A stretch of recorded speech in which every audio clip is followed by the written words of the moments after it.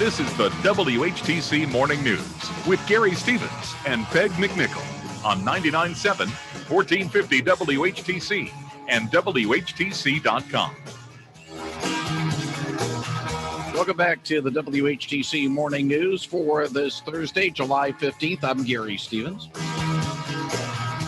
Thursday mornings, we have a chance to catch up with what is going on in Washington with U.S. House Representative Bill Huizenga. He joins us this morning via the Zoom connection. Bill, good morning, and glad to have you back with us on WHTC. Good to be with you, and hope you had a good 4th of July week. And we were trying to do a little family time last week, and mission accomplished. So back at it, though. Now, you've already commented on this. I just want to sort of amplify some of the things you said in a published statement about Operation Allies Refuge, trying to help evacuating Afghans who had assisted American troops, as it looks as if the U.S. presence in that nation will be done by the end of August. Yeah, I think this is absolutely necessary that we do this. We owe it to these folks who literally have put their lives on the line as translators, as interpreters, as aides and guides that helped not just the U.S. government but NATO troops. And look, we've seen the rapid, massive spread of the Taliban back into those areas of Afghanistan, which had been reasonably stable. And these translators and these families are at risk. And I believe we have a moral obligation to them to at least attempt to get them into safety. And I think this is a reasonable interim step, getting them into some third party countries and or U.S. facilities like Guam or other places like that, where we've got military facilities where we can properly vet them. We need to do that. That has to be part of our process. But we need to get those families out, and we need to take care of them, and we owe it to them. It leads to one, I wouldn't say assumption, but it does lead what is going on in the Middle East to some conclusions based on some developments. First of all, the situation in Afghanistan with the troops being pulled out. In my opinion, we're starting to see maybe some of the same things that happened in Vietnam when the U.S. Backed off of its presence. Eventually, Hanoi took over the entire country. Now we're seeing Afghanistan. The Taliban seems to be a little bit more active. We've had the report earlier this week of the arrest of 4 Iranian nationals who purportedly were looking to try to capture some dissidents and some reporters and take them back to Tehran for their style of justice. It looks as if Homeland Security once again will become a major factor as we're going forward. Well, we have to remember, again, the context of Afghanistan was very different than the context of Iraq. Osama bin Laden had set up a training camp in Afghanistan that was not only sponsored but supported by the Taliban government, and they were running the show in Afghanistan. And as you know, sometimes it's hard to remember all these things, but the brutality with which the Taliban ran Afghanistan, everything from blowing up religious shrines, the things that they didn't agree with, to the persecution, outright persecution of women, kids, and certainly ethnic minorities. It was significant, and we were able to trace back the 9/11 attacks to Afghanistan. That's why there was such a massive, strong NATO-led response to Afghanistan. So certainly things have changed there. We need to make sure that whether it's Afghanistan or whether it's any other country, they do not become that refuge again, that place where you're going to be able to see terrorists set up training camps and those kinds of things and become sort of that seat of that war on terror. And that's not going away. We still have this global war on terror that is happening. It has shifted a little bit here and there over the years, but this is a very real element that has to be part of our foreign policy as we are moving forward. We have to do this wisely. Honestly, I was disturbed by the way that we pulled out of Bagram. the Air Force base there. That was a joint base. I've actually been there a number of years ago. And to have the Afghan leadership wake up one day and be surprised that we snuck out in the middle of the night doesn't really feel right to me. But certainly there's those challenges as they transition, and we've got some responsibilities there yet that we have to take care of. Bill Huizenga, you're also a part of the House Committee on Financial Services, and the Fed chair spoke to your committee yesterday dealing with the possible I word. It's been a while since we've had to worry about inflation. Certainly, we've had discussions with Dr. Brian Long of Grand Valley State University, the supply management research director, and inflation. I have a funny feeling this is going to start rearing its ugly head soon, Bill. Yeah, I mean, it was fascinating. It was a 3-hour hearing that we had yesterday with Jerome Powell. Most people brought it up as a concern. Almost all the Republicans, a number of the Democrats did as well. There was a few people trying to defend it because they somehow thought this was an attack on the Biden administration. This isn't. I mean, this is about monetary policy and the health of the economy. And there's a lot of us that have been ringing this bell for a long time about the amount of spending that we have, the amount of liquidity, the stimulus that's been going on as we've just been throwing money into this system. And that's not just through the quote stimulus packages and programs, but it's been through our spending habits over the last decades, right? And we are in a spot where admittedly, the Federal Reserve and a lot of other economists will tell you, we don't know why we've had less than 2% inflation over the last number of years. We should have had more. Well, it's caught up, and it's caught up very, very quickly.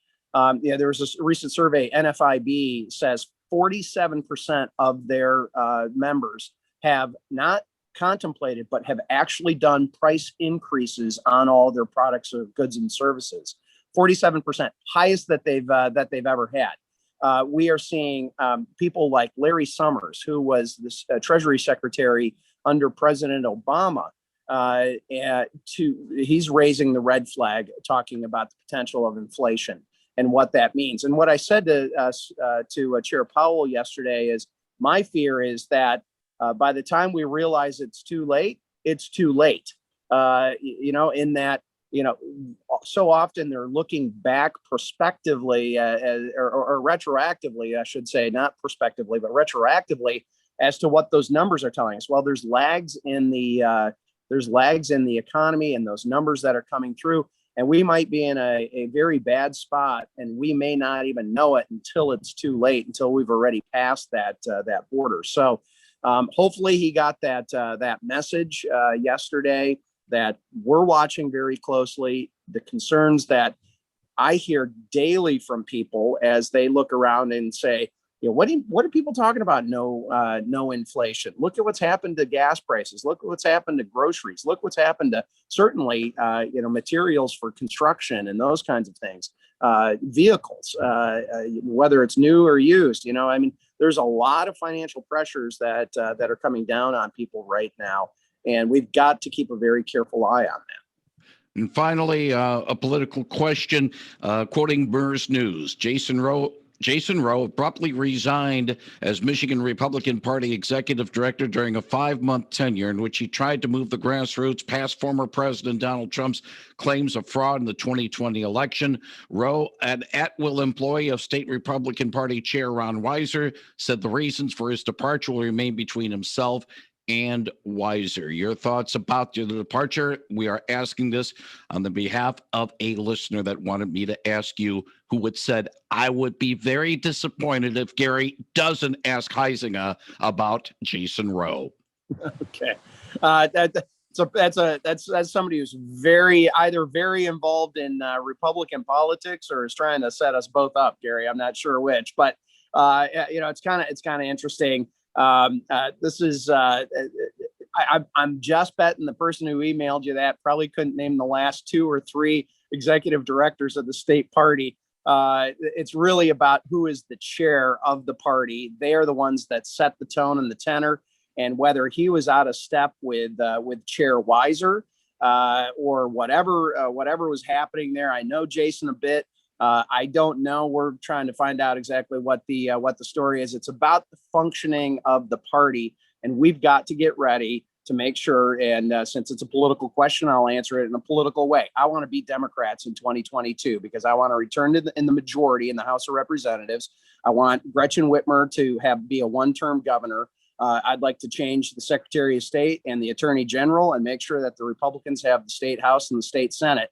That ought to be our focus, and that's certainly my focus. So, but the thing is, though, are we seeing where right now the Republican Party is somewhat split and it's somewhat going in two different directions? And I don't know whether or not it can come back into one, or, it's to a certain extent because there is still a split in the party that your hopes might not be realized. Yeah, well, the fallacy of that we're a two-party system is a long running debate, right? You look at the splits within the Democrats, you look at the splits within the Republicans.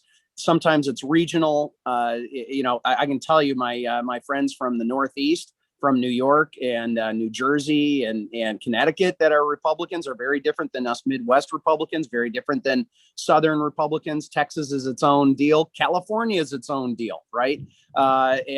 So certainly that's the challenge: is how do you be a big enough tent that encompasses everybody within your party, whether it's the Republican Party or the Democrat Party? That's always a challenge. How do we unify?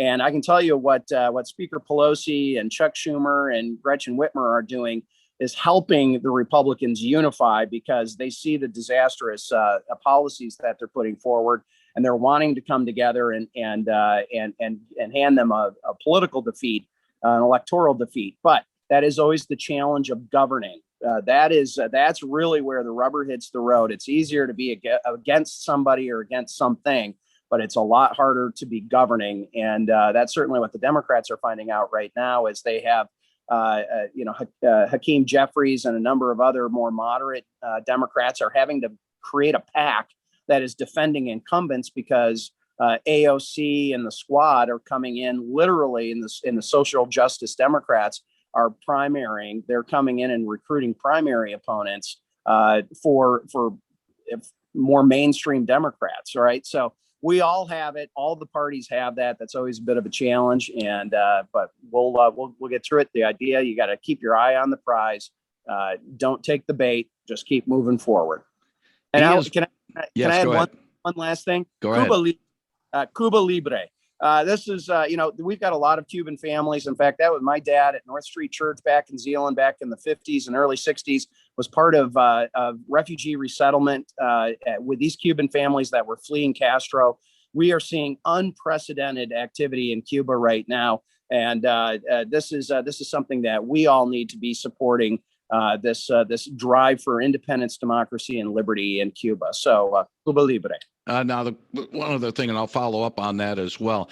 Cuba's president's now saying some things like, I don't know, I'm getting the impression, I didn't know about this and all that. Oh, come on, give me a break.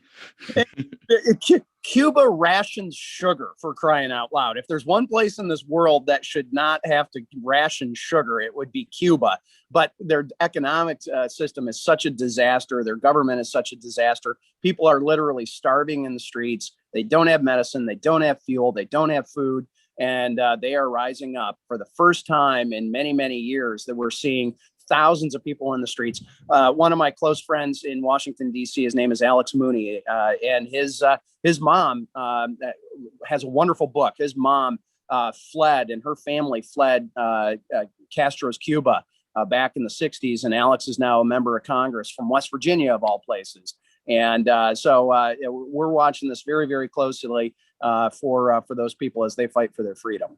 He is Bill Huizenga, the congressman from Zeeland. He joins us Thursday mornings to talk about what's going on in Washington. Bill, as always, thank you very much for your comments. And if all goes well, let's do this again next Thursday morning. Sounds good. Thanks, Gary. Thank you very much, Bill Huizenga, 99.7 and 1450 WHTC.